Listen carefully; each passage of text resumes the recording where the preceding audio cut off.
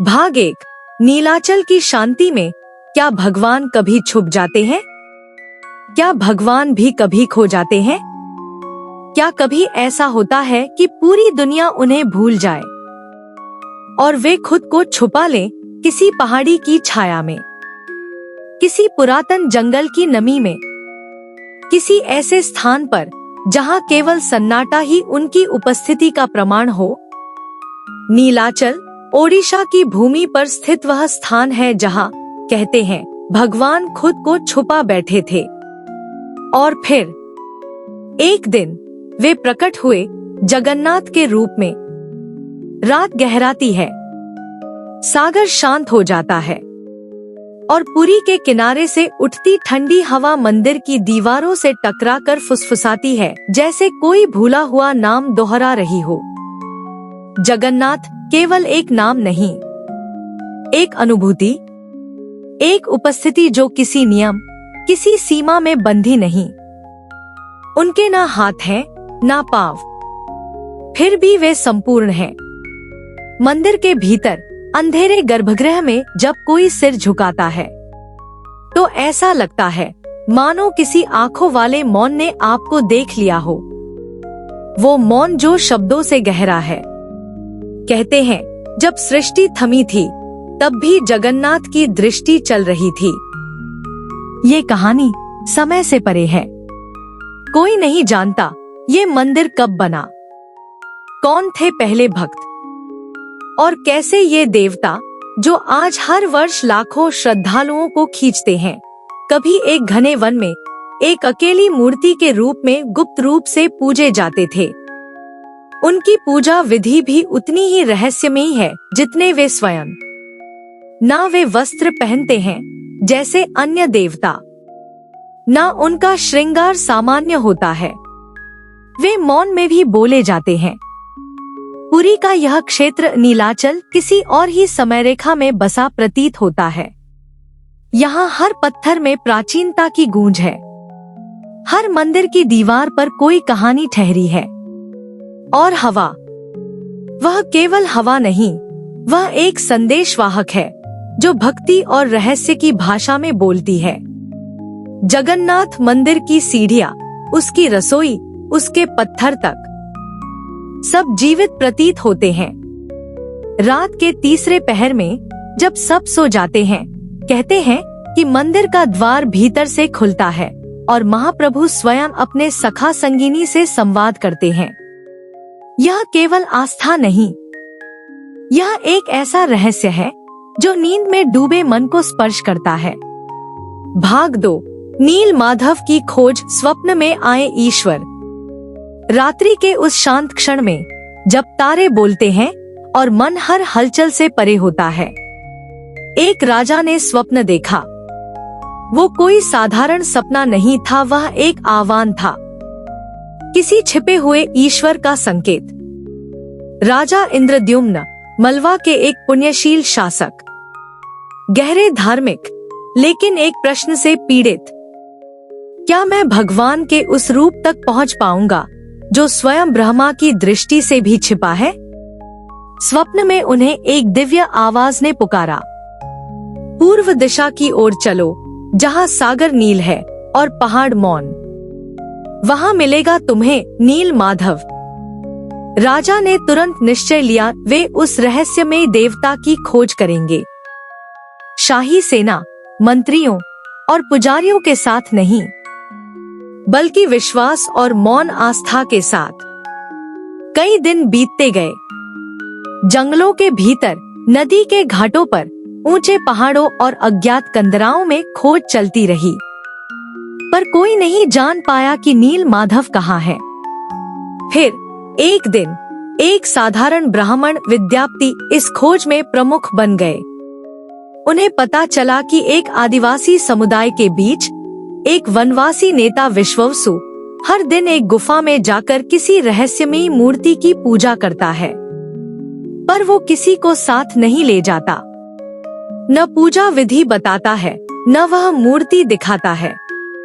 विद्यार्थी ने योजना बनाई और कई बार विनती कर विश्ववसु को मना लिया, बस एक बार मुझे उस ईश्वर के दर्शन करा दो।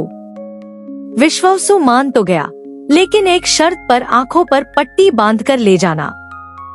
विद्यापति ने सहमति दे दी, पर चुपचाप एक राई का दाना अपनी कमीज में रख लिया, जिसमें लौ अंदर छिपी रहती थी। जैसे ही वे गुफा के भीतर पहुंचे, विद्यापति ने वह लौ जला ली, और जो उन्होंने देखा वह उनके प्राणों में गूंज गया।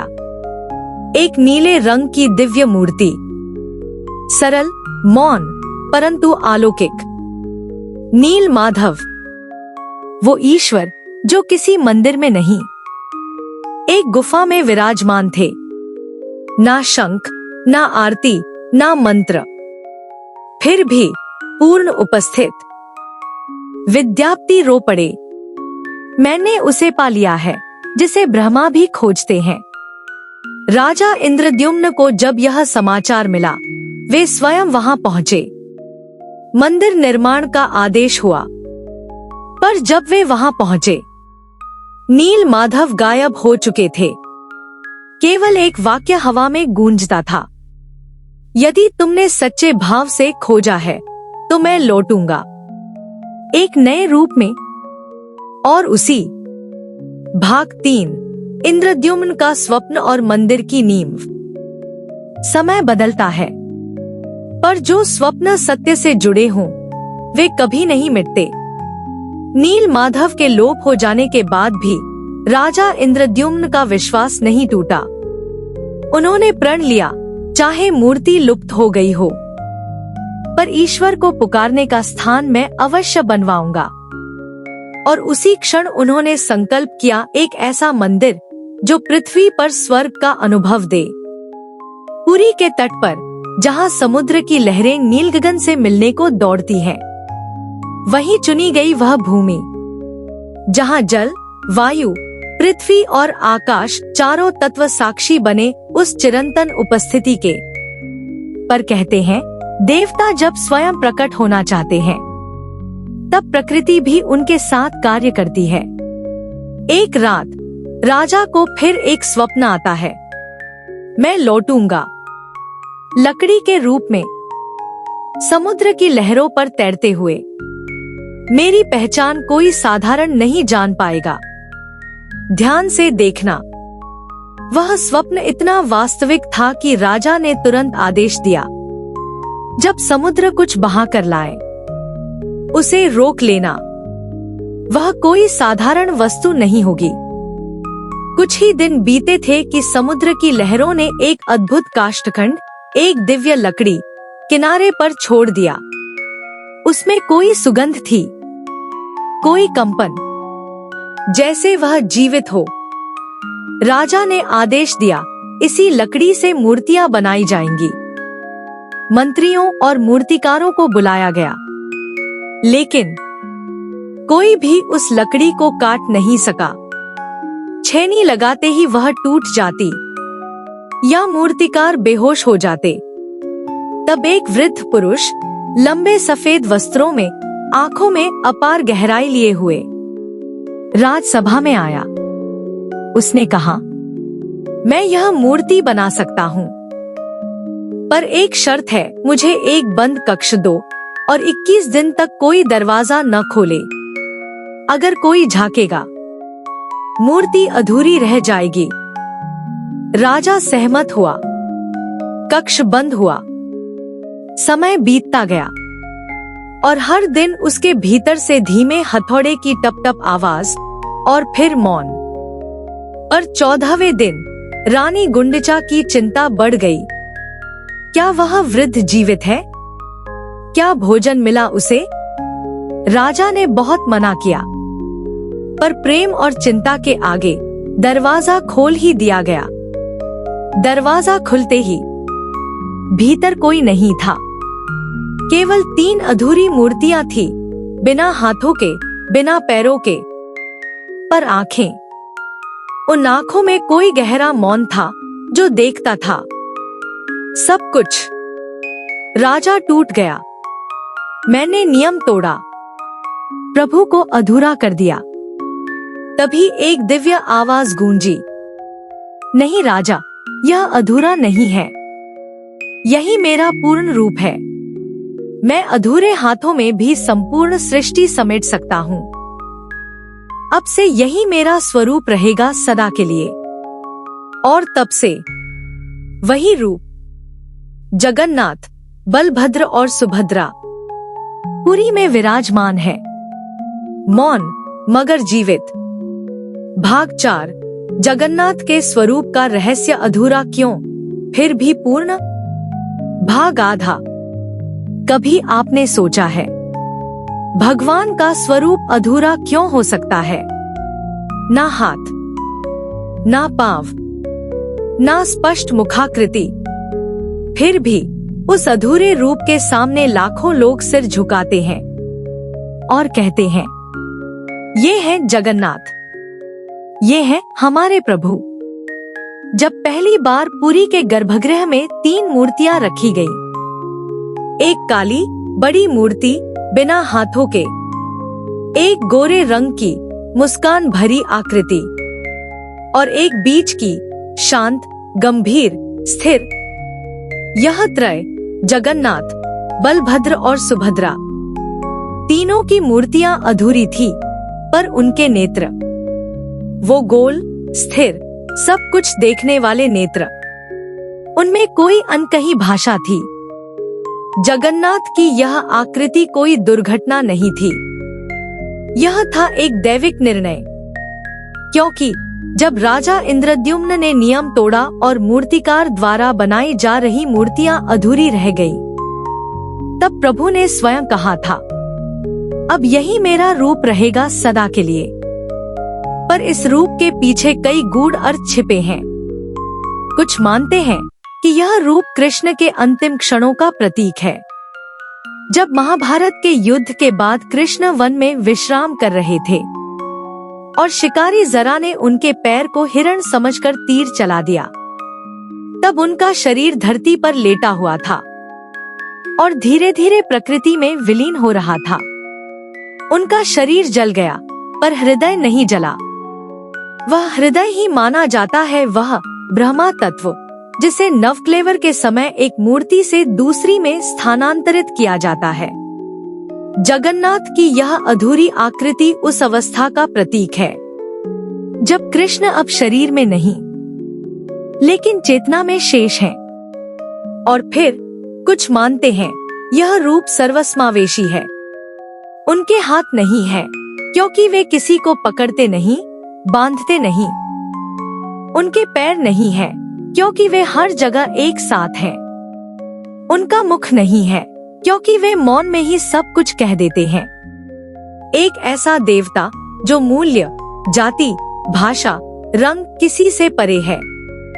हर भक्त, चाहे वह कैसा भी हो, कह सकता है, ये मेरे हैं और मैं उनका हूँ। पुरी के राजा से लेकर सड़क पर बैठा भिक्षुक, हर कोई उनके आगे बराबर है। और सुभद्रा, उनका स्वरूप स्त्रियों के लिए शक्ति और संतुलन का प्रतीक है। वे बीच में हैं, दोनों भाइयों के मध्य, जैसे प्रेम और करुणा की धुरी जो सृजन और विनाश के बीच संतुलन बनाए रखती है। बलभद्र का गौर वर्ण बल और स्थिरता का प्रतीक है। जगन्नाथ का कृष्ण वर्ण अंतहीन गहराई का, और सुभद्रा एक माँ की तरह जो मुस्कुराकर सब कुछ समेट लेती है। भाग 5 रथ का रहस्य और 3 शरीर। पुरी के विशाल रथ लकड़ी से बनाए गए, पर आत्मा से जीवित। हर साल जब रथ यात्रा आती है तो 3 रथ सड़कों पर उतरते हैं। नील चक्रधारी भगवान जगन्नाथ, उनके बड़े भाई बलभद्र और बहन सुभद्रा। लेकिन इन रथों का रहस्य केवल इनके आकार या रंग में नहीं, बल्कि उनमें छुपे अदृश्य सत्य में है। बलभद्र का रथ तालध्वज, सफेद और शांत, किसी योगी के तप जैसा। सुभद्रा का रथ पद्मध्वज, लाल और पीला, जैसे माँ की कोमलता और शक्ति का संगम। और जगन्नाथ का रथ नंदी घोष, काला, विशाल और रहस्यमयी, जैसे संपूर्ण सृष्टि उसमें समा जाए। पर क्या आप जानते हैं कि इन रथों को बनाने का विधान केवल तकनीकी नहीं बल्कि आध्यात्मिक होता है। हर साल इन रथों के लिए लकड़ी चुनी जाती है, नीम की दरसिंघा किस्म, वह भी विशेष चिन्हों वाली, जहां पेड़ पर शंख, चक्र या त्रिशूल का निशान हो। गुप्त वन से लाया गया वह पेड़ फिर आंखों से नहीं, मंत्रों से काटा जाता है। यह केवल एक निर्माण नहीं, यह पुनर्जन्म है। और जब ये रथ बनते हैं तब एक रहस्य और होता है। दर्शन नहीं होते जगन्नाथ के। गर्भगृह का द्वार बंद हो जाता है 15 दिन के लिए। इस समय को कहते हैं अनवसर काल। कहते हैं इन दिनों में भगवान बीमार होते हैं और फिर जब ठीक होते हैं तो अपने भक्तों से मिलने स्वयं निकलते हैं रथ में बैठकर। ये कोई शोभा यात्रा नहीं है, ये है भगवान का मृत्यु के पार जीवन तक की यात्रा। तीनों रथों में केवल भगवान ही नहीं, उनके रूप, उनके गुण और उनके रहस्य यात्रा करते हैं। कोई उन्हें आत्मा, मन और शरीर कहता है, कोई कहता है यह सूर्य, चंद्र और पृथ्वी का प्रतीक है। पर भक्त जानते हैं यह यात्रा है उस प्रेम की जो सीमाओं से परे है, जहां भाई, बहन और भगवान तीनों एक ही रेखा पर खड़े होते हैं। जब रथ खींचा जाता है तब लगता है जैसे पूरा ब्रह्मांड सांस ले रहा हो।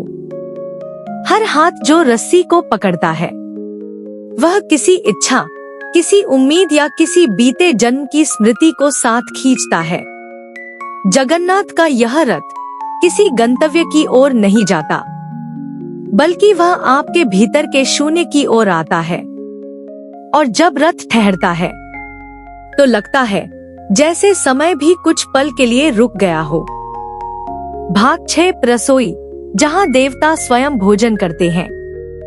पुरी का श्री मंदिर केवल एक आस्था का केंद्र नहीं बल्कि एक जीवंत परंपरा का हृदय है। और इस परंपरा का सबसे रहस्यमयी भाग है मंदिर की रसोई, जिसे स्थानीय लोग अन्नपूर्णा रसोई कहते हैं। वह किसी भी साधारण रसोई से अलग है। यह विश्व की सबसे बड़ी रसोई मानी जाती है, जहां हर दिन हजारों भक्तों के लिए महाप्रसाद तैयार होता है। लेकिन यह संख्या रहस्य नहीं है, रहस्य है तरीका। यहाँ खाना लकड़ी की आग पर पकाया जाता है। आधुनिक गैस, बिजली या स्टील की कोई जगह नहीं। 7 मिट्टी के बर्तनों को एक के ऊपर एक रखा जाता है। नीचे सबसे पहले अग्नि जलती है, लेकिन चमत्कार यह है कि ऊपरी हांडी सबसे पहले पक जाती है, फिर नीचे की, फिर और नीचे की। यह सामान्य भौतिक नियमों के विरुद्ध है और इसी को कहते हैं जगन्नाथ की लीला। रसोई में जो भी पकता है उसे महाप्रसाद कहा जाता है, क्योंकि यह केवल अन्न नहीं, वह है जिसे भगवान ने स्वीकार किया है। यह भोग नहीं, आशीर्वाद है। रसोई में काम करने वाले सेवक सौम्य और मौन रहते हैं। वे मानते हैं कि वे खाना नहीं बना रहे, वे तो भगवान की सेवा कर रहे हैं।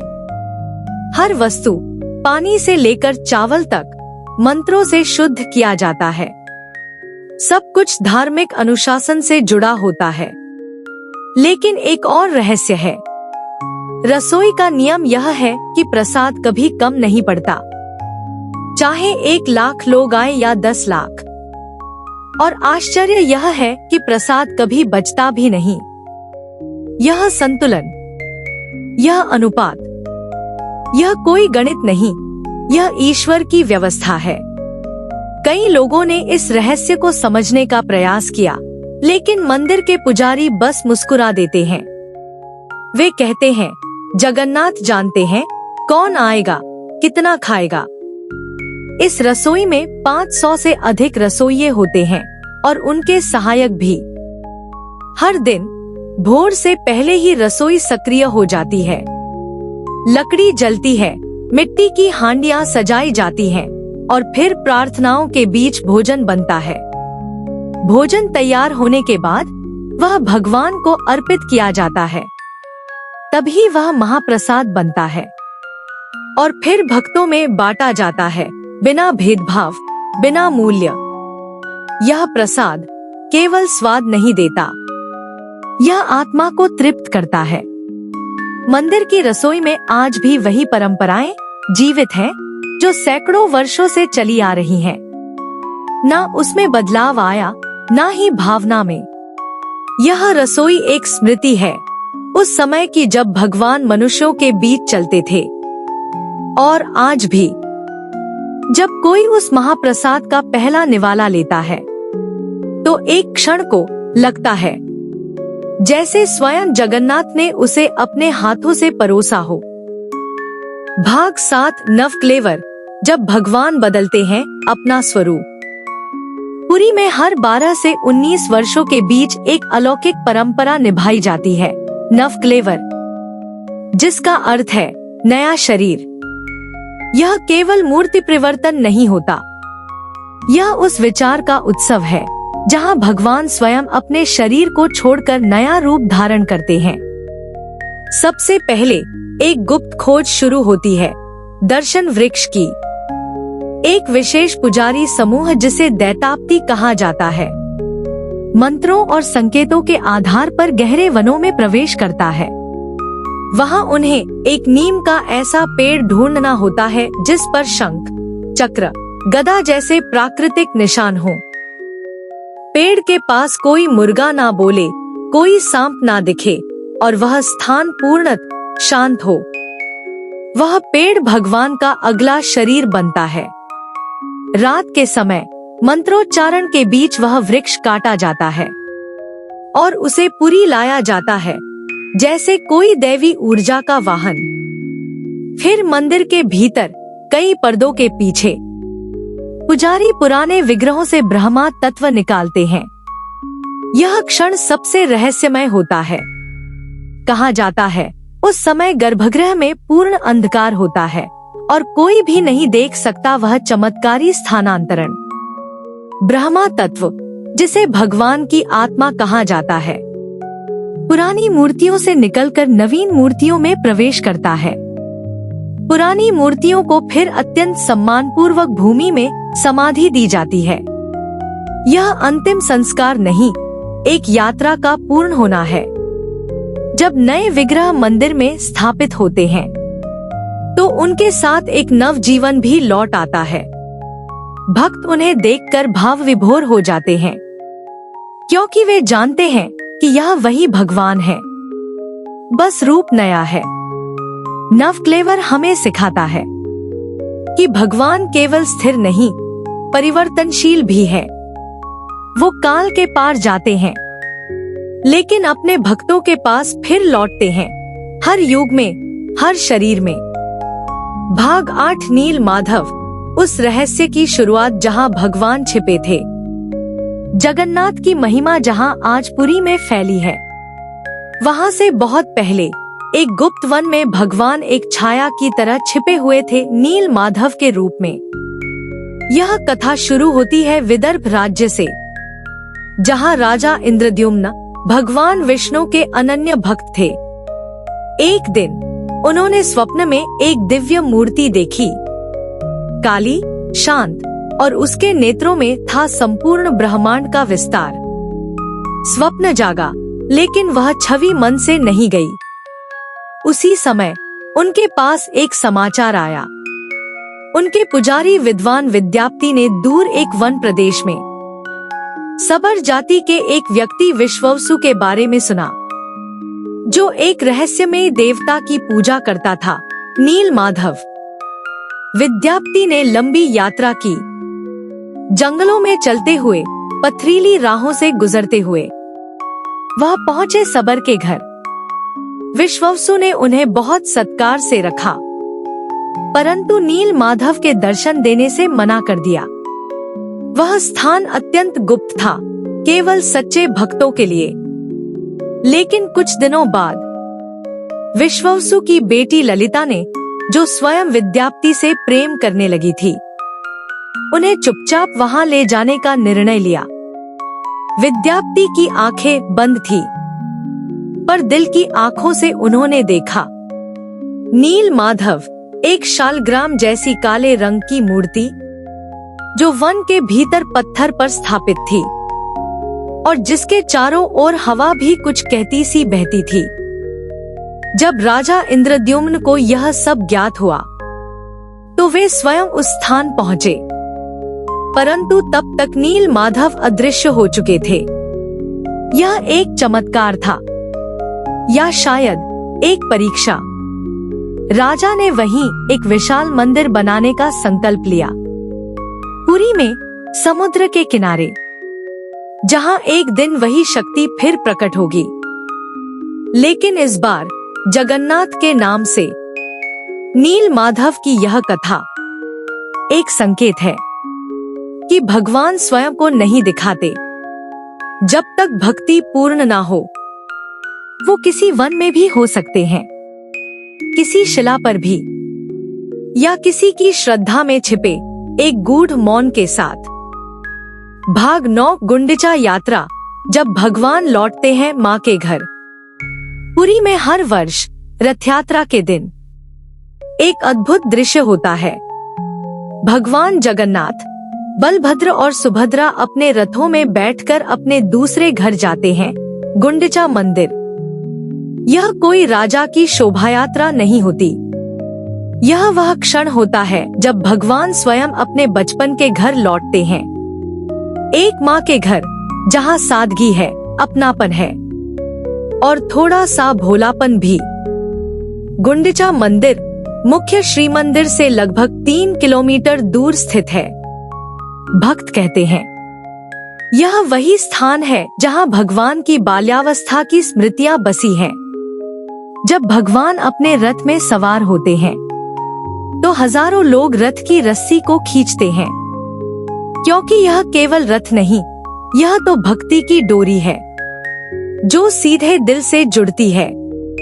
रथ धीरे धीरे बढ़ता है, कोई गीत गाता है, कोई चुपचाप आंखों से दर्शन करता है। सड़क फूलों से भरी होती है और आसमान में केवल एक ही नाम गूंजता है, जय जगन्नाथ। रथ यात्रा के इस पड़ाव में एक विशेष रस्म होती है, चेरा पहरा। पुरी के गजपति राजा स्वयं आकर भगवान के रथ के सामने झाड़ू लगाते हैं। उनके हाथ में सोने का झाड़ू होता है और उनका सिर झुका होता है। यह दृश्य बताता है कि चाहे कोई कितना भी बड़ा हो, भगवान के सामने वह केवल सेवक होता है। गुंडिचा मंदिर में भगवान 7 दिन रुकते हैं। उसे मौसी बाड़ी भी कहा जाता है, माँ की बहन का घर। वहाँ उन्हें पोड़ा पिठा नामक विशेष प्रसाद चढ़ाया जाता है, जो गुड़, नारियल और चावल से बना होता है। यह 7 दिन विश्राम के नहीं, बल्कि प्रेम के होते हैं। यह वह समय होता है जब भगवान सृष्टि की जिम्मेदारियां छोड़कर अपने परिवार के साथ केवल प्यार और सरलता में रहते हैं। और फिर 8वें दिन वे वापस लौटते हैं, एक नई ऊर्जा के साथ, मानो एक छोटा बच्चा माँ की गोद से उठकर फिर से संसार में उतर रहा हो। गुंडिचा यात्रा हमें यह सिखाती है कि भगवान केवल सिंहासन पर नहीं होते, वो उन रास्तों पर भी चलते हैं जहाँ प्रेम है, अपनापन है और माँ की याद है। भाग 10 जब रथ रुक जाता है, इच्छा जहाँ ईश्वर की होती है। पुरी की रथ यात्रा में हर साल एक पल ऐसा आता है जब हजारों भक्त खींचते हैं, ढोल बजते हैं, मंत्र गूंजते हैं, लेकिन फिर भी भगवान का रथ एक जगह ठहर जाता है। कोई कुछ नहीं कर पाता। रस्सियां तन जाती हैं, लोग पूरी शक्ति लगा देते हैं, पर रथ जैसे जड़ हो जाता है। यह कोई यांत्रिक दोष नहीं, यह वह क्षण है जब भगवान स्वयं निर्णय करते हैं कि अब उन्हें यहीं ठहरना है। लोग इस ठहराव को अचल लीला कहते हैं। यह तब होता है जब भगवान किसी अदृश्य कारण से किसी विशेष व्यक्ति, स्थान या भावना के लिए कुछ पल रुक जाना चाहते हैं। पुरी में कई बार यह हुआ। कभी रथ मंदिर से कुछ कदम पहले रुक गया, कभी बीच रास्ते में जहां कोई वृद्ध महिला भगवान से मिलने को तरस रही थी वहीं ठहर गया। एक कथा प्रसिद्ध है। एक बार एक निर्धन ब्राह्मण भगवान से मन ही मन प्रार्थना कर रहा था, हे प्रभु, आप सबके पास जाते हैं लेकिन मेरे आंगन में कभी नहीं आए। उस दिन रथ चलते चलते उसके घर के सामने रुक गया। घंटों तक टस से मस नहीं हुआ। किसी को समझ नहीं आया क्यों, और फिर ब्राह्मण की आंखों से आंसू गिरने लगे। उसने हाथ जोड़कर कहा, अब मैंने देख लिया प्रभु, अब आप चल सकते हैं। कुछ ही क्षणों में रथ फिर से चल पड़ा। कभी कभी भगवान केवल एक भावना की पूर्णता के लिए रुकते हैं, कभी किसी की पुकार के लिए, और कभी केवल इसलिए कि वो स्वयं थम जाना चाहते हैं। यह ठहराव हमें सिखाता है कि गति केवल बाहरी नहीं होती, भीतर भी कुछ चलता रहता है। और कभी कभी रुक जाना सबसे गहरी भक्ति का प्रतीक बन जाता है। इसलिए जब अगली बार रथ रुके तो लोग घबराते नहीं, बल्कि बस आंखें बंद कर लेते हैं, क्योंकि उन्हें पता होता है अब भगवान किसी के दिल की बात सुन रहे हैं। भाग 11 सुदर्शन चक्र नहीं, चेतना का प्रतीक। पुरी में जब रथ यात्रा निकलती है तो केवल 3 नहीं 4 देवता यात्रा पर निकलते हैं। भगवान बलभद्र, देवी सुभद्रा और जगन्नाथ के साथ। चौथे रथ में होते हैं सुदर्शन। परंतु यह कोई चक्र नहीं है जो हवा में घूमता हो, ना ही वह हथियार के रूप में आता है। वह एक स्तंभ की तरह होता है, सीधा, चमकता हुआ और गहराई से मौन। कई भक्त पूछते हैं, क्या सुदर्शन भगवान विष्णु का चक्र नहीं? हाँ, पर पुरी में सुदर्शन केवल हथियार नहीं, बल्कि एक चेतना, एक ऊर्जा का प्रतीक है। वे भगवान की अनदेखी इच्छा है, जो शब्दों से नहीं, कर्म से बोलती है। पुरी के मंदिर में सुदर्शन की स्थापना सबसे पहले होती है, गर्भगृह में सबसे भीतर, सबसे निकट, जगन्नाथ से भी पहले। कुछ परंपराएं कहती हैं, सुदर्शन दृष्टा है, वे केवल देखते हैं। हर भक्त की भक्ति, हर भावना की गहराई। वे न्याय नहीं करते, पर वे हर स्पंदन को जानते हैं। रथ यात्रा में सुदर्शन का रथ सबसे आगे चलता है, मानो वह रास्ता साफ कर रहे हों, या शायद बता रहे हों कि जहां यह ऊर्जा पहुंचेगी वहां स्वयं भगवान भी पहुंचेंगे। उनका कोई चेहरा नहीं होता, ना ही मुस्कान या क्रोध, फिर भी उनकी उपस्थिति सबसे शक्तिशाली मानी जाती है। भक्त जब उन्हें देखते हैं तो वे केवल उन्हें चक्र नहीं समझते, बल्कि वह समझते हैं यह परम सुरक्षा, परम नियंत्रण और परम मौन का प्रतीक है। पुरी में एक पुरानी कहावत है, जगन्नाथ बोलते हैं पर सुदर्शन सुनते हैं। शायद यही कारण है कि जब कोई अत्यंत भीतर से प्रार्थना करता है तो वह पहले सुदर्शन तक पहुंचती है, और जब चक्र मौन हो जाए तो जान लीजिए आपकी बात सुनी गई है। भाग 12 नील चक्र, जो आकाश को छूता है पर धरती से जुड़ा है। पुरी के श्री मंदिर के शिखर पर एक रहस्यमयी वस्तु सदियों से आकाश की ओर देख रही है, नील चक्र। यह कोई साधारण ध्वज दंड नहीं, ना ही कोई धातु का प्रतीक मात्र। यह है भगवान की दृष्टि, जो दूर तक देखती है, भक्तों के हृदयों में, समुद्र की लहरों में और काल के पार तक। नील चक्र एक विशाल धातु से बना चक्र है, जिसका रंग नीला नहीं, पर जब सूर्य की किरणें उस पर पड़ती हैं, तो वह आकाशमय प्रतीत होता है। यह चक्र 8 कीलों से सुसज्जित है, जो जीवन के 8 आयामों का संकेत देती हैं: धर्म, अर्थ, काम, मोक्ष, ज्ञान, भक्ति, शांति और प्रेम।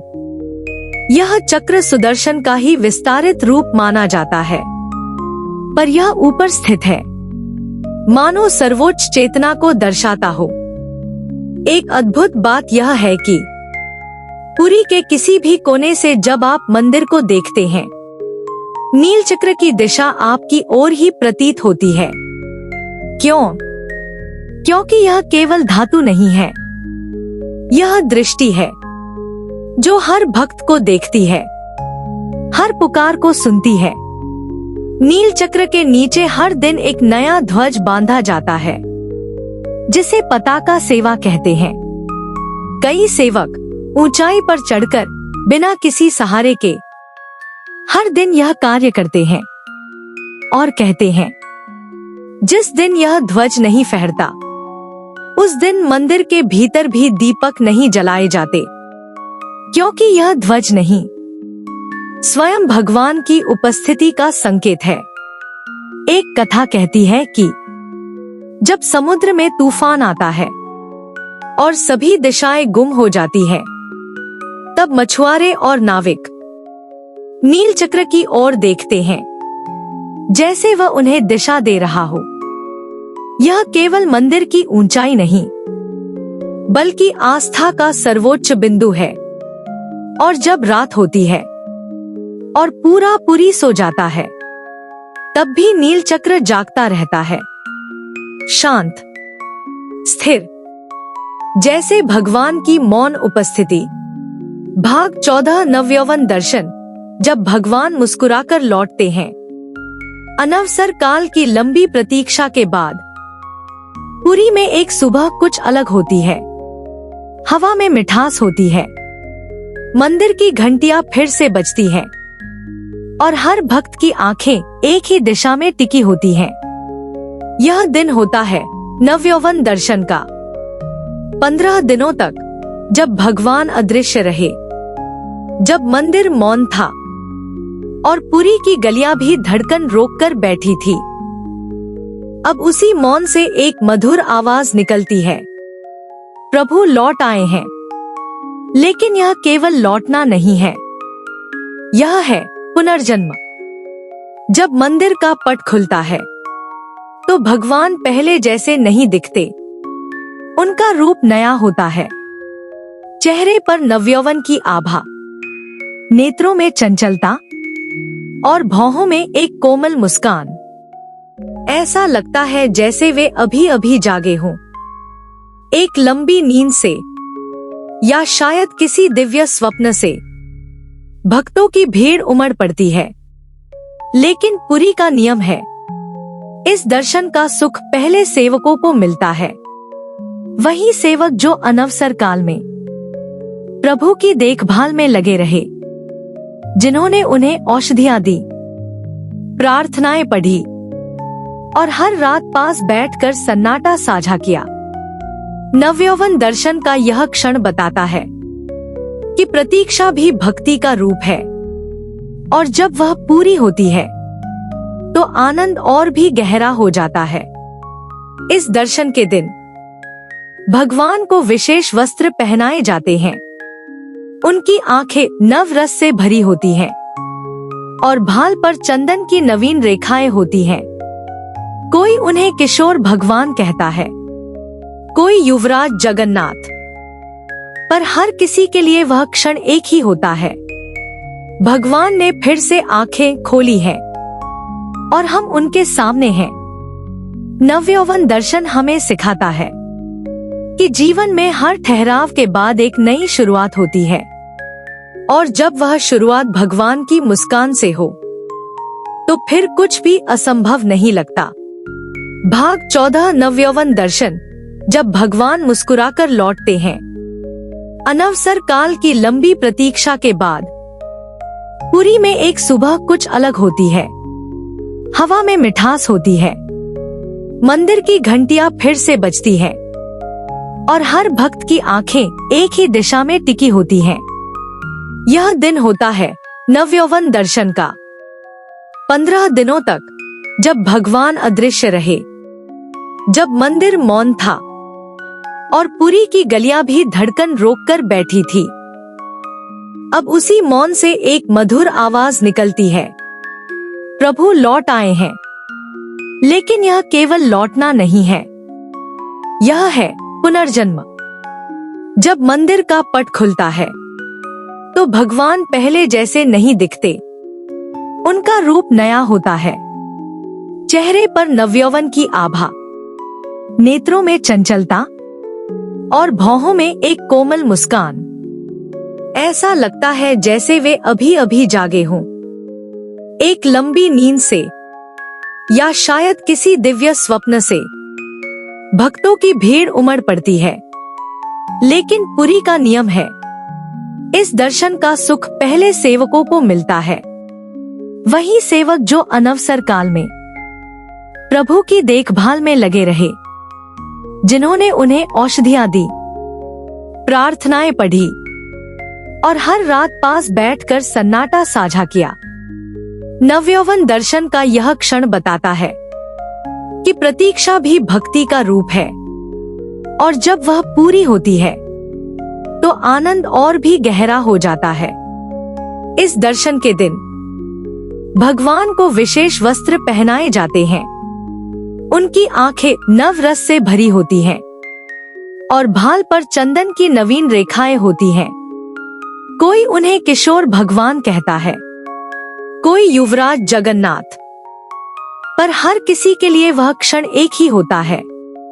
भगवान ने फिर से आंखें खोली हैं और हम उनके सामने हैं।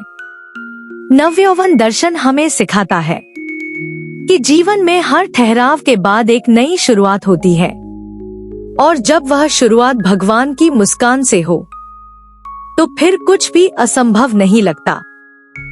भाग 15 रथों का रहस्य, लकड़ी में छिपा देवत्व। पुरी की रथ यात्रा हर वर्ष होती है, लेकिन जो बात सबसे अद्भुत है वह है कि हर साल तीनों रथ नए बनाए जाते हैं। न कोई पुराना पहिया उपयोग होता है, न कोई पुराना खंभा। हर भाग नई लकड़ी से, नए संकल्प से और पुराने प्रेम से गढ़ा जाता है। यह कोई शिल्पकला नहीं, यह है संस्कारों का पुनर्जन्म। रथ निर्माण की प्रक्रिया अक्षय तृतीया के दिन शुरू होती है। इस दिन समुद्र के किनारे विशेष रूप से चयनित नीम के पेड़, जिन्हें दरसिंघा कहा जाता है, पुरी लाए जाते हैं। इन पेड़ों को ढूंढने के लिए विशेष सेवक जंगलों में जाते हैं, लेकिन वे केवल पेड़ नहीं देखते, वे चिन्ह देखते हैं। जैसे पेड़ पर शंख, चक्र, त्रिशूल के आकार हो या पास में कोई पवित्र जल स्रोत हो। इन चिन्हों को देखकर जाना जाता है कि यह वृक्ष रथ बनने योग्य है। फिर शुरू होता है दिन रात का समर्पित कार्य। बलभद्र का रथ तालध्वज, 16 पहियों वाला, सफेद और नीला। सुभद्रा का रथ पद्मध्वज, 14 पहियों वाला, लाल और काले रंग में सजा। और जगन्नाथ का रथ नंदीघोष, 16 विशाल पहियों वाला, पीला और लाल, मानो सूर्य और पृथ्वी एक साथ चल रहे हों। हर रथ का अपना ध्वज होता है, अपना नाम, अपना सार। यह रथ केवल वाहन नहीं होते, ये देवताओं के व्यक्तित्व को धारण करते हैं। रथ बनाते समय कोई लोहे की कील नहीं लगाई जाती, सारे हिस्से लकड़ी के जोड़ से जुड़ते हैं। सभी निर्माण मंत्रों की गूंज के बीच होते हैं और हर कारीगर एक सेवक की तरह काम करता है। ना नाम दिखता है, ना हस्ताक्षर कहा जाता है।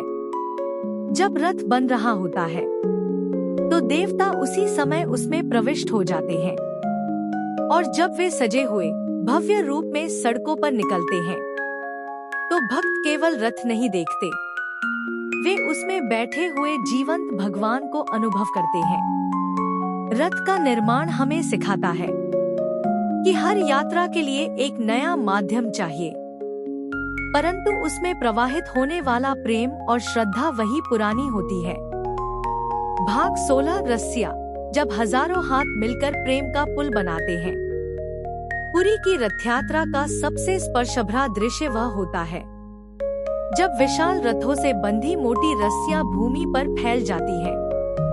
इन रस्सियों को यहाँ बोहड़ा कहा जाता है, लेकिन यह केवल तंतु नहीं, अंतस की वेदना और भक्ति का जुड़ाव है।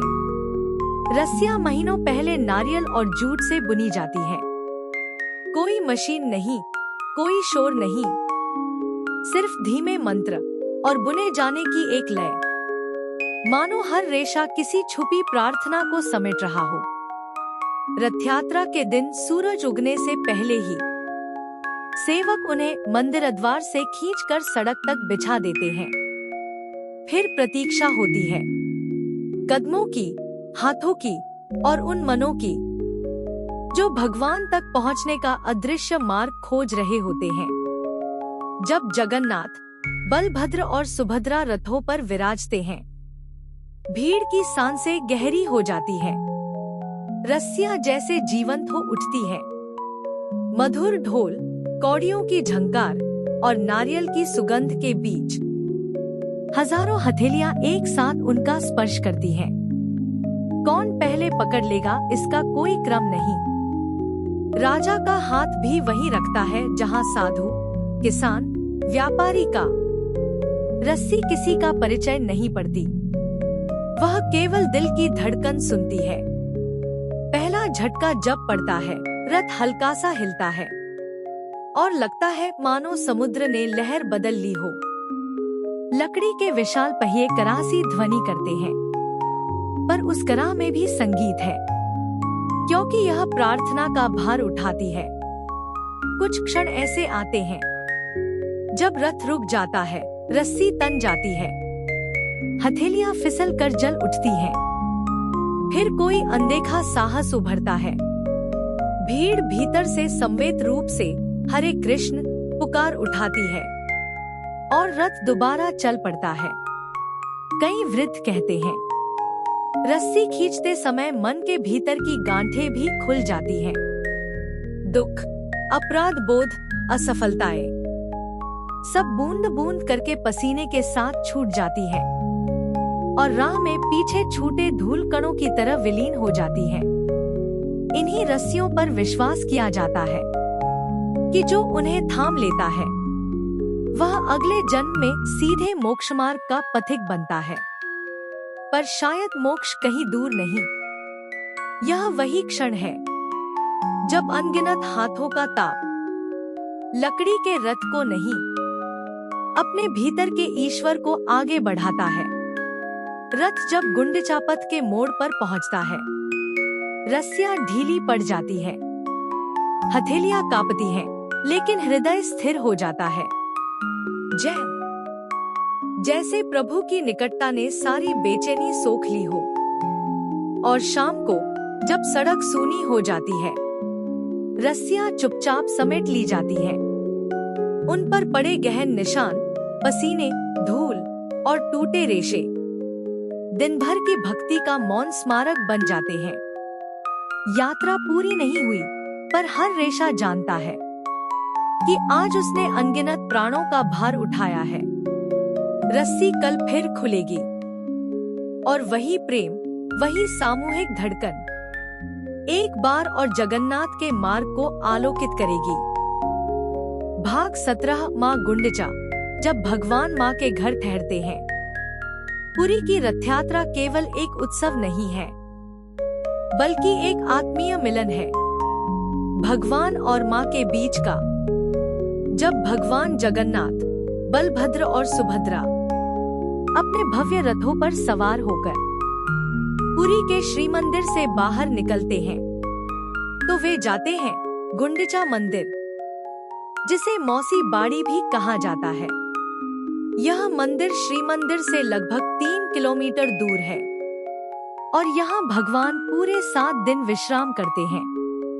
यह ठहराव कोई सामान्य विश्राम नहीं, बल्कि वह है जहाँ भगवान संतान बन जाते हैं, जहाँ सिंहासन नहीं माँ की गोद होती है।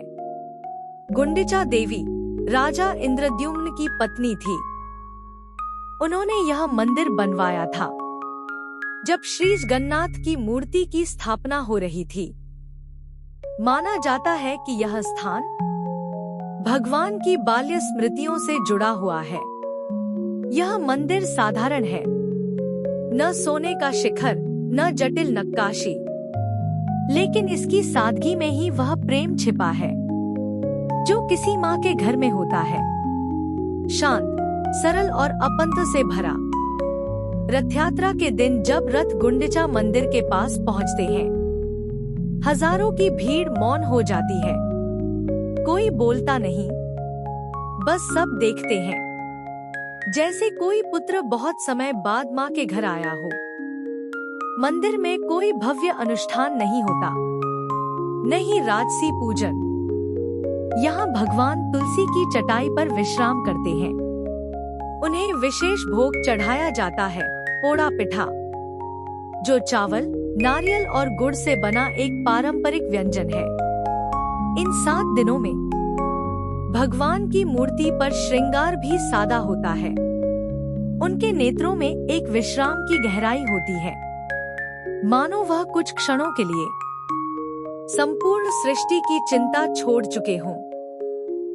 सेवक भी इन दिनों विशेष सावधानी से सेवा करते हैं, कम बोलते हैं, धीरे चलते हैं और भगवान को एक बालक की तरह मानते हैं। गुंडिचा मंदिर की दीवारें गूंगी नहीं है, वे हर वर्ष भगवान के विश्राम की साक्षी बनती हैं। और जब रात होती है तो ऐसा लगता है जैसे भगवान किसी पुरानी लोरी में सो रहे हों।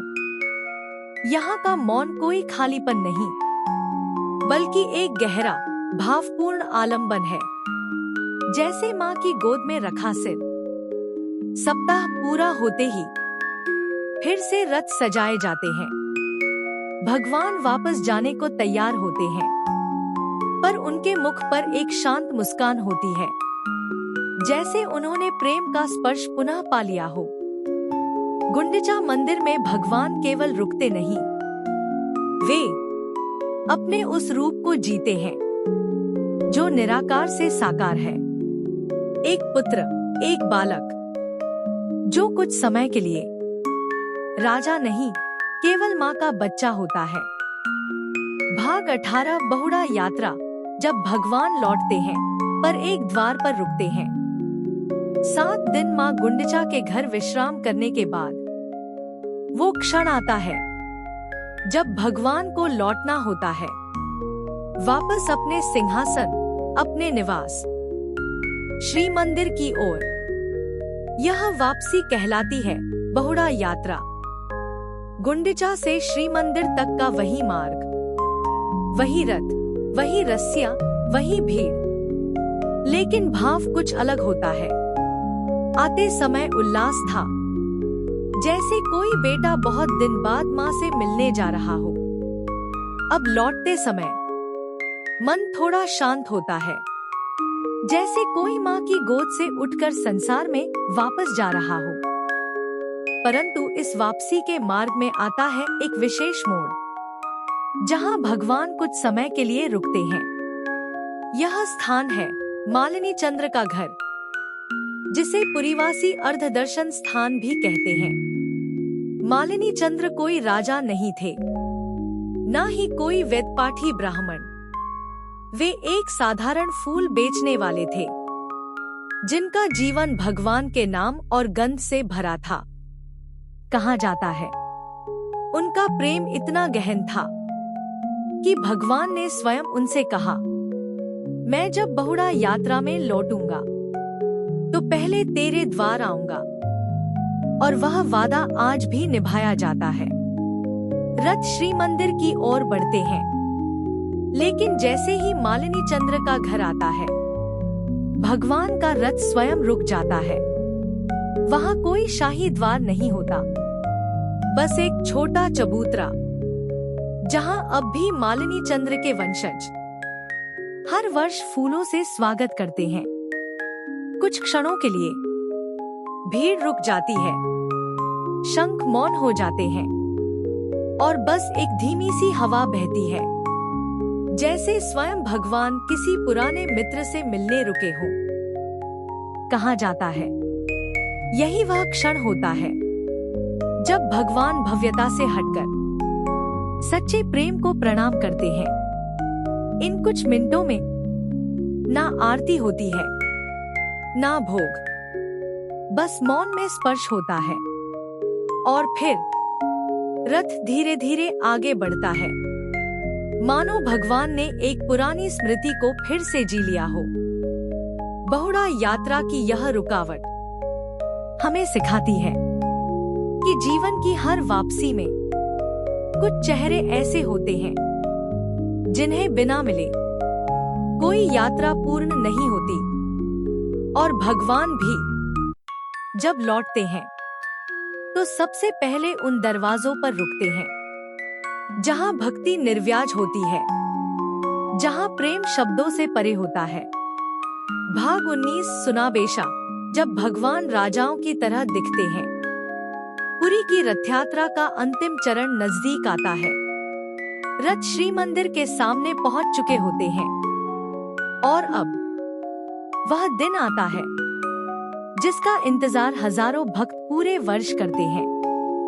यह दिन कहलाता है सुनाबेशा, जिसका अर्थ होता है स्वर्ण आभूषणों से सुसज्जित भगवान। इस दिन भगवान जगन्नाथ, बलभद्र और सुभद्रा अपने अपने रथों पर ही विराजमान रहते हैं। मंदिर में वापस नहीं जाते, लेकिन वे जिस रूप में सामने आते हैं वह दृश्य शब्दों से परे होता है।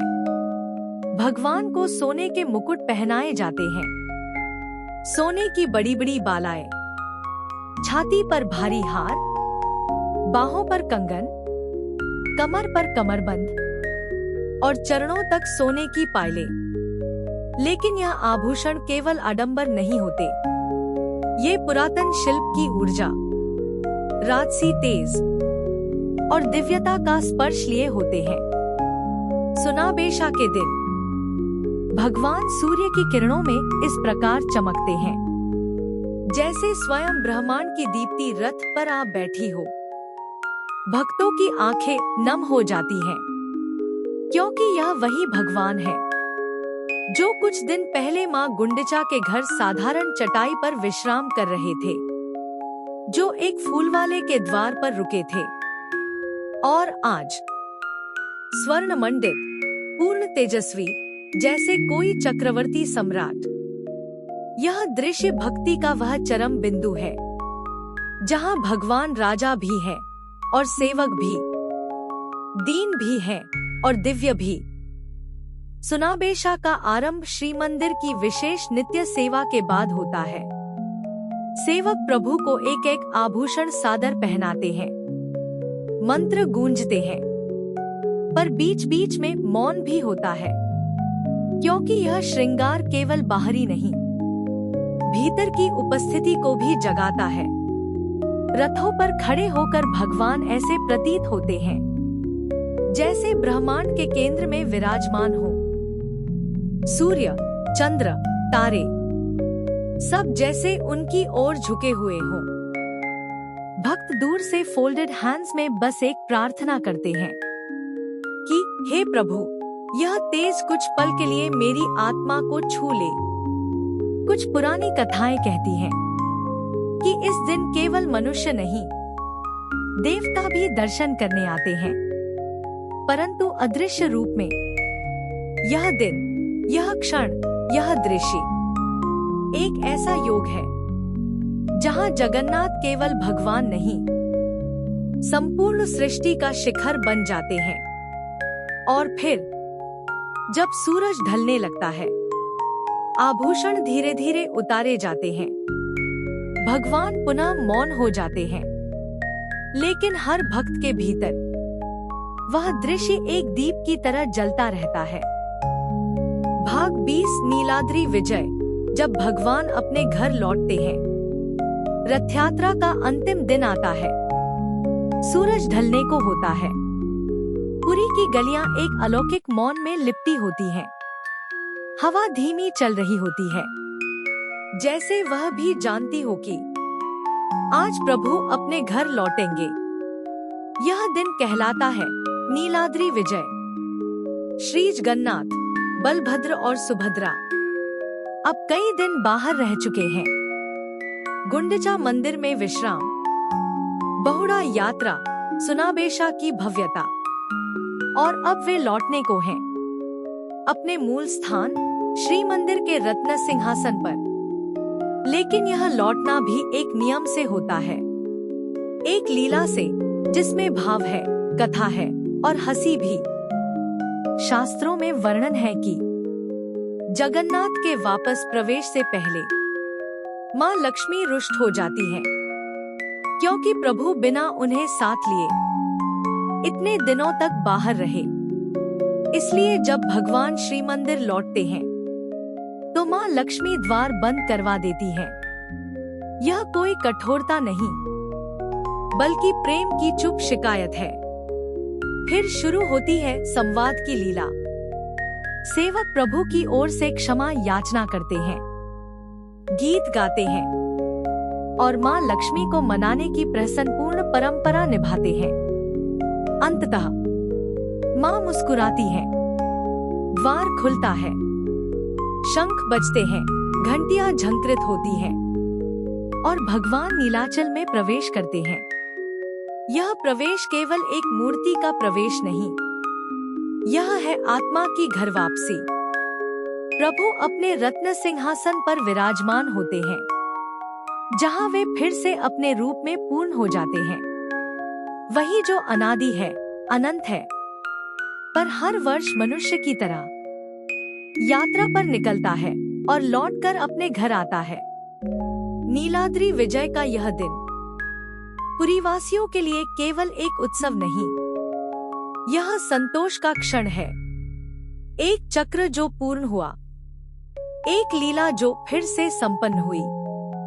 भक्त रथों को स्पर्श करते हैं, अंतिम बार उन रस्सियों को छूते हैं जिनसे उन्होंने प्रभु को खींचा था, बाहर, भीतर और अपने मन के द्वार तक। और फिर धीरे धीरे सब शांत हो जाता है। सड़कें खाली हो जाती हैं, रथों को धीरे धीरे अलग किया जाता है। मंदिर फिर से अपने मौन वैभव में लौट आता है। लेकिन हर हृदय जानता है, कुछ रह गया है भीतर, कुछ ऐसा जो नींद में भी साथ रहेगा। शायद यही है जगन्नाथ लीला की सबसे मधुर समाप्ति। अब जब यह यात्रा पूरी हुई, आप अपने मन को उसी शांति में ढुलने दें जैसे भगवान लौट आए हों। आपके भीतर का